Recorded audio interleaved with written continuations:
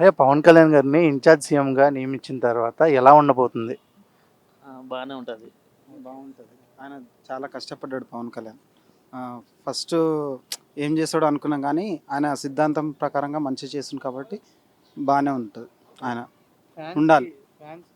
ఇక మాకు సీఎంగా చూడాలనుకున్నాం కదా, ఇప్పుడు ఆశ నెరవేరుతుందని అనుకుంటున్నాం.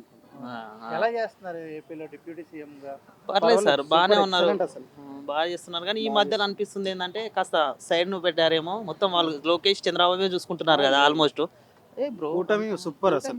కూటమి మాత్రం ఏపీలో సూపర్ నడుస్తుంది. పర్వాలేదు. మా తెలంగాణ అయినా కూడా ఏపీలో మాత్రం బాగా నడుస్తుంది.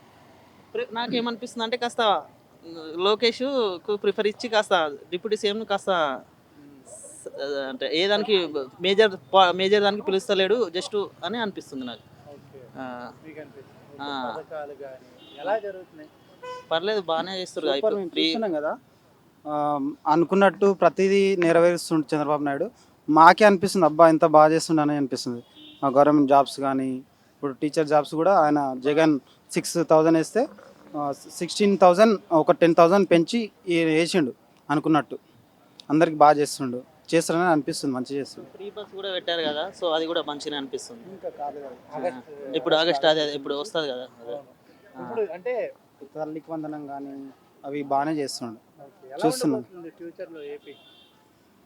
ఇంకా బాగా చేస్తాడేమో అనిపిస్తుంది. ఇక్కడ హైదరాబాద్ కూడా డెవలప్ చేసి వెళ్ళింది కదా, ఇప్పుడు అమరావతి కడుతున్నాడు కాబట్టి ఇంకా దీనికంటే ఇంకా బాగా చేస్తాడేమో అనిపిస్తుంది.